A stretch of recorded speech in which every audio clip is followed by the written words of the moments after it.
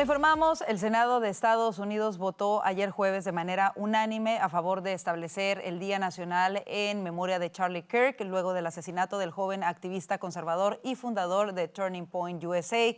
En la Cámara de Representantes se llevó a cabo el día de hoy una votación similar que también fue aprobada, no de manera unánime. Sin embargo, ahí la representante Alexandria Ocasio-Cortez aprovechó para denigrar la labor de Kirk y minimizar su asesinato por causas políticas. Para analizar todo ello, le damos la bienvenida a Vanessa Vallejo, analista político de Voz, a Orlando Avendaño, periodista y analista político de Voz, y a Franklin Camargo, analista político de PragerU. Bienvenidos y gracias por estar con nosotros. Y bueno, esta mañana veíamos una votación en la Casa de Representantes para condenar el homicidio de Charlie Kirk y dar honor a su legado y denunciar de esta manera la violencia política. 310 representantes votaron a favor, todos los republicanos, algunos demócratas. Sin embargo, 58 votaron en contra, todos ellos demócratas. Comienzo contigo.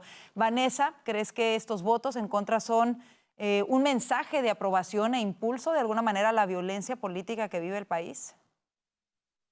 Pues yo creo que en un asunto tan evidente como condenar el asesinato de alguien, además de una manera tan cruel, debería ser fácil para cualquier congresista ponerse de acuerdo y votar a favor de este tipo de resoluciones. Ahora bien, yo quiero señalar aquí algo muy interesante, y es que mientras que el líder de los demócratas en la Cámara de Representantes, Hakeem Jeffries, votó en favor de esta resolución, Alexandria Ocasio-Cortez, como decías, votó en contra. Yo creo que esto nos muestra una vez más claramente que hay una, digamos, oposición, o hay dos grupos dentro del Partido Demócrata, y creo que es el momento de que aquellos que todavía son decentes, como Hakeem Jeffries, encaren a los que están haciendo locuras y, en este caso, tomando decisiones que son lamentables para todo el país. Porque esta mañana un periodista le preguntó al congresista Hakeem Jeffries, al líder de los demócratas en la Cámara, que si no era condenable si algunos de los demócratas votaran en contra de esa resolución. Y él simplemente evadió la pregunta. Yo creo que es el momento de que esos demócratas que todavía son sensatos se enfrenten y digan las cosas claras, porque el Partido Demócrata está llegando a unos niveles muy bajos y muy peligrosos para todo el país. Y justo quiero que escuchemos las declaraciones de la congresista Alexandria Ocasio-Cortez en el marco de esta votación. Vamos a escucharlas y luego las comentamos.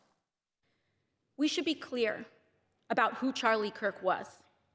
A man who believed that the Civil Rights Act that granted Black Americans the right to vote was a mistake. Who, after the violent attack on Paul Pelosi, claimed that, quote, some amazing patriot, unquote, should bail out his brutal assailant. And accused Jews of controlling, quote, not just the colleges, it's the nonprofits, it's the movies, it's Hollywood, it's all of it, unquote. His rhetoric and beliefs were ignorant, uneducated, and sought to disenfranchise millions of Americans, far from the working, quote, working tirelessly to promote unity, unquote, asserted by the majority in this resolution. It is equally important that Congress does unite to reject the government's attempt to weaponize this moment into an all-out assault on free speech across the country, all in the name of Charlie Kirk. ¿Qué te parecen estas declaraciones de Alexandria Ocasio-Cortez denigrando la memoria de un joven que siempre puso a Estados Unidos primero y que fue ejecutado públicamente por ir a escuchar las ideas y debatir con quienes pensaban diferente a él? Ella que señala que la libertad de expresión está en riesgo en el país. Comienzo contigo, Orlando. Es completamente vergonzoso y retrata a la perfección a la izquierda de Estados Unidos. Ella acusa a la administración de estar instrumentalizando su muerte y en vez de simplemente pues dar unas palabras de apoyo, de solidaridad al país, un poco empatizar con el dolor que está sufriendo la mayoría del país, ataca a Charlie Kirk demostrando que ella es quien está realmente instrumentalizando su muerte.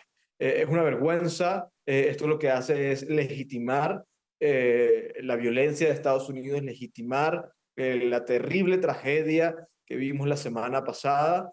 Y esto también demuestra que en el fondo, sí, alguien apretó el gatillo, pero detrás de esa persona hubo y hay toda una maquinaria de medios, de políticos, de congresistas que han allanado el camino para la violencia, y Alexandria Ocasio-Cortez es una de ellas. Y al negarse a condenarla de alguna manera, siguen afirmando que es justificable. De verdad que esto es terrible, enfermizo, a solo días de esta tragedia provocada precisamente por diferencias políticas. Pero quien también se ha dedicado a esparcir el odio en contra de Charlie Kirk tras su asesinato es la congresista somalí Ilhan Omar. Escuchemos lo que dijo en una iglesia.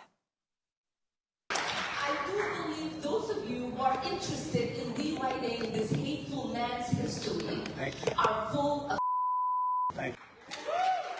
Bueno, tuvimos que censurar la palabra que esta mujer dijo en una iglesia y está tratando de decir que quienes traten de reescribir la historia de Charlie Kirk.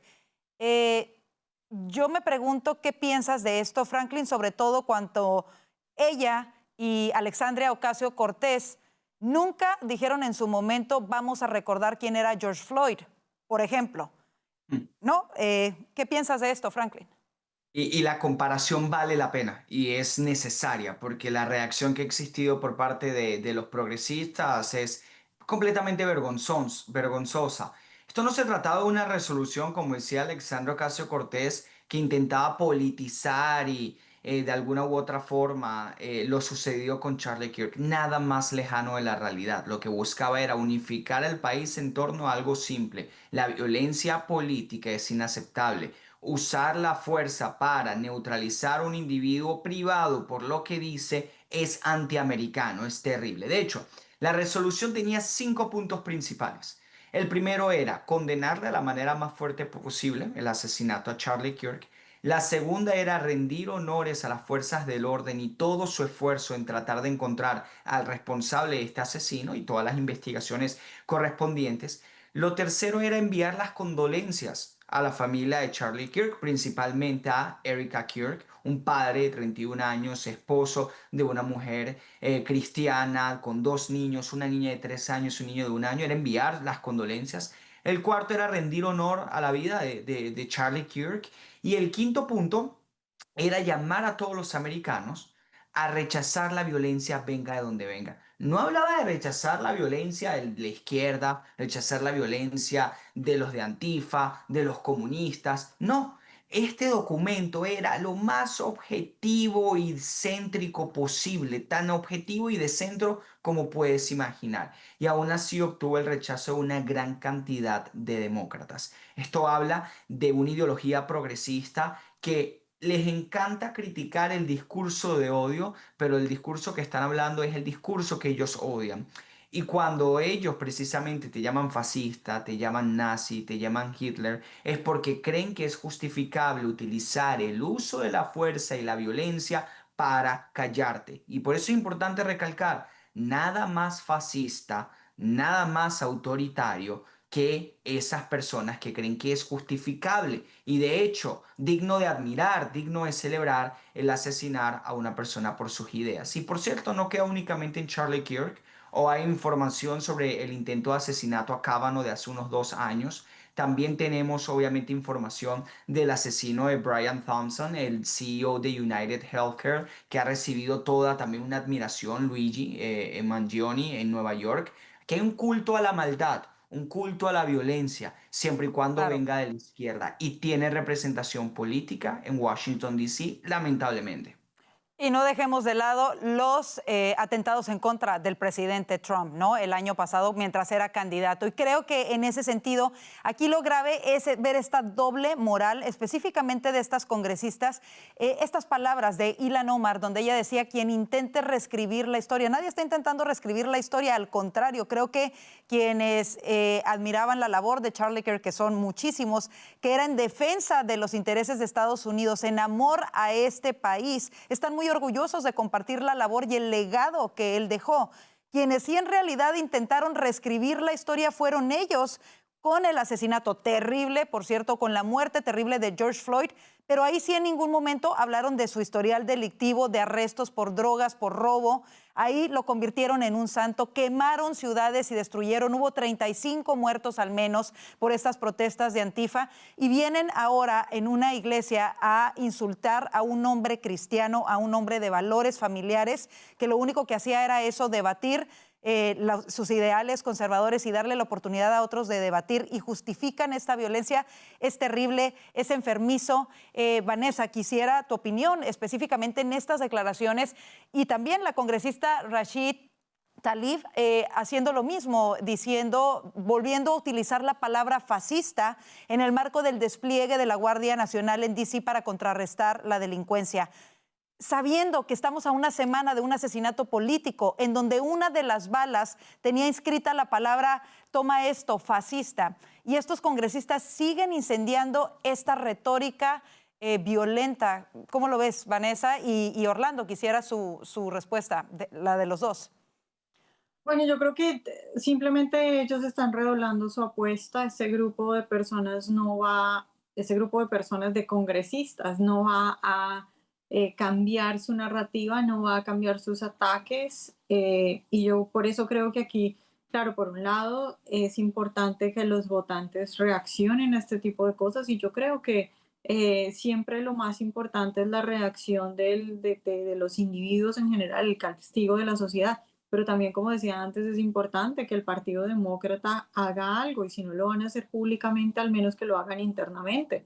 Pero yo lo que veo es a aquellos líderes demócratas todavía, digamos, decentes o normales o no tan extremos, callados, e incluso en algunas ocasiones con miedo a enfrentar a estos extremos. Pues recordemos, por ejemplo, que Schumer, el líder de los demócratas en el Senado, no ha sido capaz, por ejemplo, nunca de condenar a Mandani y sus retóricas antijudías y anti-Israel, siendo él un judío, siendo Schumer un judío. No han sido capaces, tienen miedo a esta nueva casta extrema del Partido Demócrata. Ahora, por otro lado, un asunto muy interesante, y de hecho ayer publicaba una columna que pueden leer en nuestra página web, preguntando, la pregunta que me hacía es cómo la historia va a recordar a Charlie Kirk, porque yo no sé si ustedes han tenido la oportunidad de hablar con gente que de pronto no está en la política, pero a mí ya me ha pasado en varias ocasiones que gente que no está en la política me dice, yo no sabía quién era ese señor, pero me mandaron un video donde él dice que, una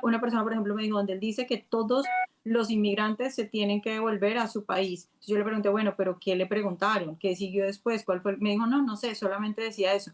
Y entonces yo creo que vale tanto la pena ese ejercicio que hacía Charlie Kirk de sentarse a dialogar con la gente, de hablar con gente tan diferente, que como vale la pena, entonces vale la pena que nosotros también nos tomemos el tiempo de que cuando alguien inundado o digamos enviciado por esta retórica de la izquierda entienda mal algún fragmento de 10 o 20 segundos de un video, podamos decirlo, porque es importante. Exacto. Porque la izquierda es muy hábil en contar historias, y ellos lo que van a hacer es precisamente eso, tratar de reescribir la historia de Charlie Kirk, como por ejemplo lo que decía Alexandra Ocasio-Cortez, cuando evidentemente no es así. Así es, lo decía Ilhan Omar, ¿no? Que estaban tratando de reescribir su historia. Así es, y en ese sentido, los medios de comunicación tienen una gran responsabilidad, y en el ojo del huracán está Jimmy Kimmel precisamente por eso, porque el lunes él salió en su monólogo asegurando que el acusado del asesinato, presunto, se tiene que llamar hasta este momento, el acusado del asesinato de Charlie Kirk,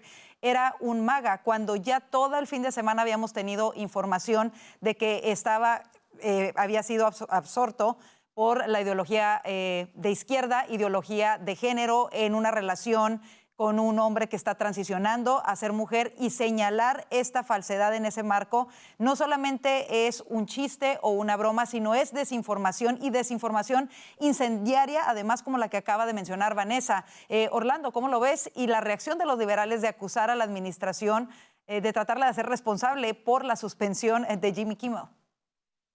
Sí, lo de Kimmel fueron palabras lamentables por lo que dice, está mintiendo, eso no es un chiste, es directamente desinformar y desinformar sobre un tema tan sensible, pero la información que han revelado en las últimas horas, medio como el Wall Street Journal, es que Jimmy Kimmel pensaba doblar la apuesta al día siguiente, es decir, seguir con la mentira, seguir diciendo que a Charlie Kirk lo habían asesinado los mismos MAGA, un poco seguirse burlando del asesinato de Charlie Kirk, y es por esto que las compañías, entre ellas Disney, las compañías que tienen ABC, pues deciden sacarlo de la pantalla indefinidamente. Hay que decir, esto es una decisión completamente empresarial, autónoma y completamente legítima. Si al final funciona el mercado. Esto no tiene nada que ver con una decisión de Donald Trump. Trump la celebró como un consumidor más, y como un consumidor más dice que otros programas son basura, como el de Jimmy Fallon o el de Seth Meyers. Está bien, eso lo puede hacer, es un consumidor, es el libre mercado, es el libre intercambio de opiniones, de decisiones empresariales, etcétera, y este tipo de acciones por parte de las compañías se pueden dar. Y hay que decirlo, Jimmy Kimmel, yo que he venido siendo seguidor desde pequeño de los late shows, me aburrí hace mucho tiempo, pero el peor de todos era Jimmy Kimmel. No daba risa, pésimos ratings, le iba por el piso, la data está ahí. Más bien me parece que llega un poco tarde la cancelación, pero la cancelación no es censura. Jimmy Kimmel puede montar su canal de YouTube, pueden contratar al otro medio que quiera un presentador mediocre, de ir a cualquier radio, le pueden entrevistar, porque esto es un país libre en el que él puede hablar y puede decir sus cosas, pero que la empresa ya no lo quisiera es una decisión legítima de la compañía. Aquí lo irónico y lo grave es que acabamos de ver a congresistas que se rehúsan a condenar el asesinato de alguien por ejercer su libertad de expresión y emitir sus opiniones, pero se indignan por las consecuencias de la libre expresión de alguien que fue removido de su trabajo. O sea, que te maten está bien, y ahí no podemos protestar, pero sí podemos protestar que te quiten el trabajo o te suspendan por tus palabras. Qué irónico, ¿no? Debería de ser la protección de la libertad de expresión, debería de comenzar con la protección de la vida. Como tú lo dices, Jimmy Kimmel al menos está vivo, puede irse a donde quiera, quizá regrese con la cadena, no sabemos, pero Charlie Kirk ya no está aquí. Y los congresistas hipócritas con doble moral son incapaces de condenar esa violencia. Franklin. Bueno, y algo importante, Jimmy Kimmel celebró cuando Tucker Carlson lo sacaron de Fox News, celebró cuando Donald Trump lo sacaron de la plataforma X, en ese momento Twitter, celebró los despidos de las personas que no querían vacunarse. Ahí sí entonces la libertad de expresión lo protegía, estaba bien que él celebrara esto. Sí, no esperemos consistencia ni ningún tipo de brújula moral real, sólida, por parte de la izquierda actual. Es verdaderamente lamentable en lo que han incurrido en los últimos días, en los últimos 10 días. Y aquí es una distinción muy importante la que hacía Orlando, y hay que marcarla. Uno tiene libertad de expresión, lo cual implica decir lo que uno piensa, expresar sus ideas, sin que el gobierno utilice su coerción, su fuerza estatal para silenciarte o penalizarte. Pero la libertad de expresión no implica que a mí alguien me pague un micrófono y me pague por hablar frente a la cámara. La libertad de expresión no implica, por ejemplo, que a mi Voz Media me tenga que tener en el panel todos los días, aunque yo sé que les encantaría. Esas cosas no las implica por obligación. Tenemos la libertad de expresión y también tenemos el derecho a la libre asociación. El derecho a la libre asociación implica que uno como empresa o uno como persona se asocia con los individuos que son de beneficio económico, representan nuestros valores o principios. Si yo hoy digo aquí un disparate o algo terrible o algo que no representa no te volvemos a llamar y ya. No me vuelven a invitar. Exacto. Y yo no puedo salir a llorar y decir libertad de expresión. No. La libertad de expresión implica que el Estado no venga y me castigue. Y eso es lo que está sucediendo con Jimmy Kimmel. ABC está diciendo, este señor está incurriendo en unos disparates que no representan nuestros valores, sus ratings ya no son buenos, gana $16 millones al año. Yo creo que es una decisión bastante racional. Así es. Con eso nos vamos a la pausa comercial. No se mueva de su asiento. Regresamos con más del panel de voces.